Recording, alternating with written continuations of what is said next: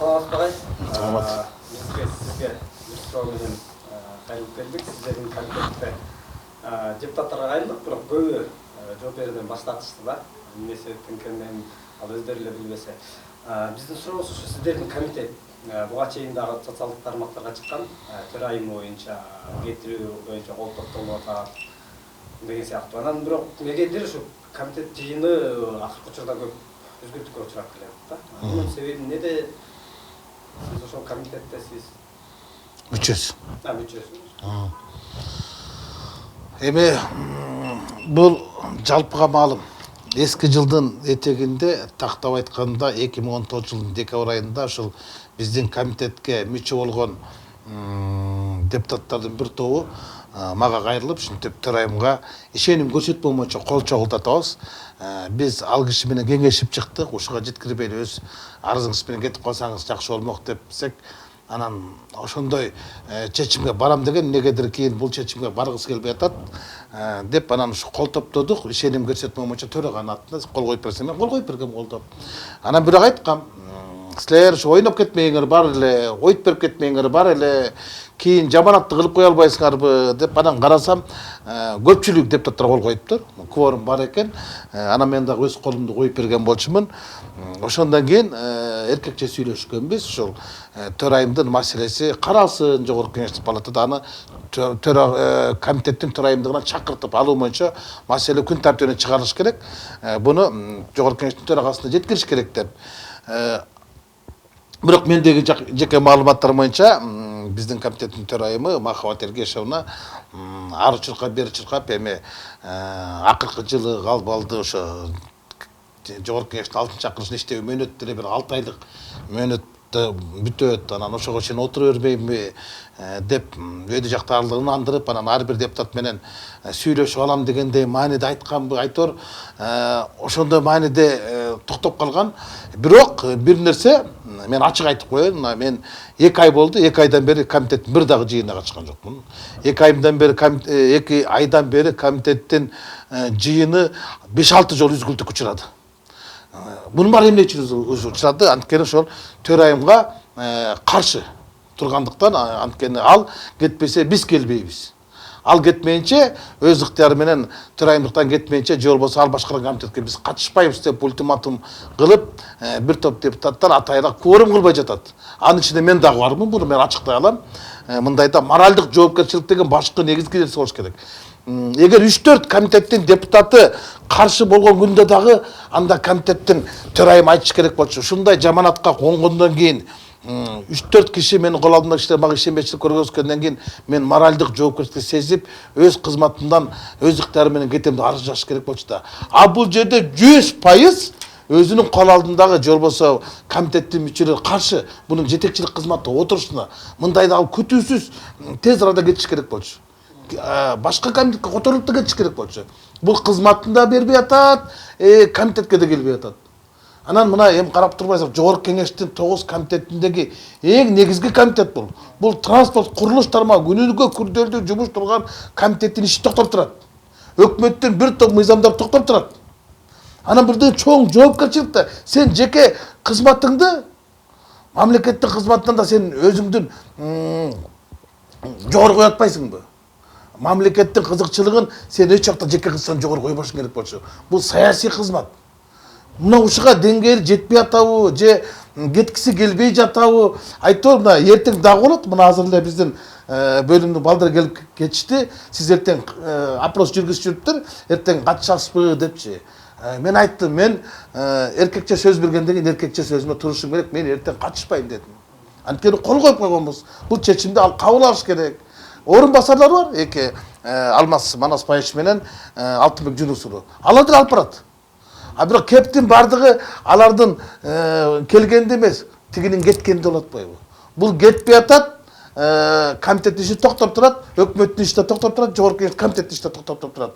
Мындай болбош керек болчу. Махабат Эргешевна эгер өзүн сыйласа, жогорку кеңешти сыйласа, кесиптештерин сыйласа, дегеле кызматты сыйласа, мамлекетти сыйласа, мындай мамлекеттик эмес саясатка, мамилелик саясатты аралаштырбаш керек. Ал кызматтын курмандыкка салыш керек дагы, кечирим сурап кетиш керек болчу. Анткендин ордуна кайра ошо жана комитеттин группасына ушуну ачыктап жазып атпайбы? Менин кетиришимге негизги себеп ошол бөлүмдөгү кызмат орундары болгон, анан мен суруштаган талапкер өтүп кетип, силер суруштаган талапкер өтпөй калды. Анан Бакыт Үсенович менен мен мурунтан күрөшкө чыгып фракцияда бир добуш аш калгам деп турган жеке тааныштарым баарын жазып, кечирип койбойсуңарбы дегенде олтурчу, ай, бул деген жогорку кеңештин депутатынын деңгээли эмес. Менин түшүнүгүмдө. Декабрда, былтыркы жылдын декабрынан бери азыр февраль аяктап баратат. Бизде айли бир гана жолу комитет болду, неотложный болуп туруп, ошону Махабат Эргешовна эмес, анын орун басары Алтынбек Жунус алып барды. Андан кийин мына боло элек. Февраль айында бир дагы комитет боло элек, январь айында бир жолу болду, декабрь айында биз эки комитеттин эки жолку жыйынын өткөргөн жокпуз. Январь айындагысы да өткөн жок, февральдан соң 3 айдан бери, мындайча айтканда, декабрдын аягы, январь полностью, февральдын башы комитет жыйынга чогулу элек. Регламентте бул жагы кандай каралган экен? Регламентте буну регламентте төрайым менен сүйлөшүп, буну моральдык жоопкерчилик жагын караш керек болчу. Анан буну аны чакыртып алуу боюнча маселени күн тартибине коюш керек болчу. Буну комитетте караш керек болчу. Анан негизинен чечилиш керек болчу. Эми бул регламентте мурун дагы мыйзамдан эмес, ыйман жагы жогору турат. Ыйман жогору турат. Бул мыйзам менен жөнгө салынат эмес, бул ыйман менен жөнгө салынат турган нерсе болчу да. Эми кечирип койсо Махабат Эргешов менин кесиптешимчи, бирок 14 мүчөсү каршы болгондон кийин анын бул жерде 1 мүнөт дагы кармалып отурганга акысы жок. 1 мүнөт. Анан бул айтып атпайбы, эми 6 айдан кийин биз деле таркайбыз да, эмне болуп баратасыңар, унчукпай отура берсеңер деп болот эле го депчи. Эми бул мен депутат катары эмес, ошо комитеттин төрайымы катары мөөнөтүмдү аяктагым келет деген жеке амбициясын аркандай албай, ушундай кылып аткаруу бийлигин дагы, мыйзам чыгаруу бийлигин дагы эки бийликтин ишин парализовать этип токтотуп койгону бул депутаттын деңгээли эмес. Кечирип койсун мени. Дайыр такталган маалымат угуп калдык, ошону сиз ошо комитет мүчөсү катары жакында эле ошо көчмө жыйын болуп, комитет мүчөлөрүн алып барып сыйлап, камакка чакырып, анан ошо ордуна калууну көздөп атат деген маалымат таралды. Бул сиздин маалымат?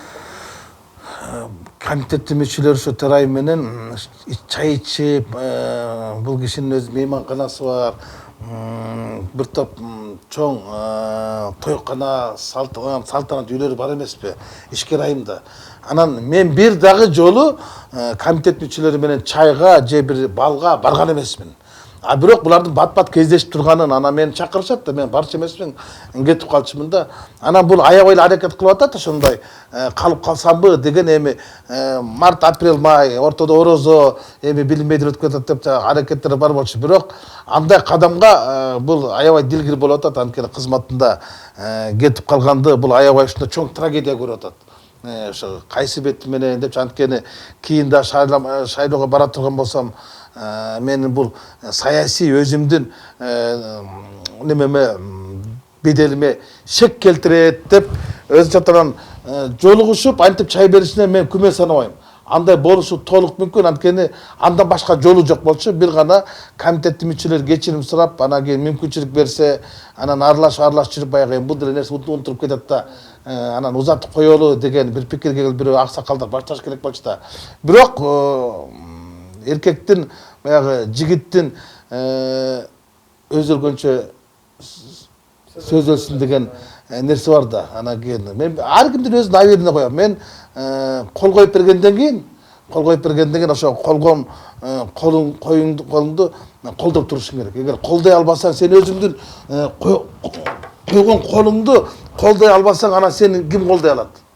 Мен ушул жагынан турганда, мен айттым, пока ал комитеттин төрайымы болуп турган кезде мен комитеттин жыйындарына катышуудан баш тартамын деп бардык сөз сүйлөшкөн болчу. Анан эми кимдер баш тартып атат, кимдер баш чайкап атат, аны убакыт көргөзөт.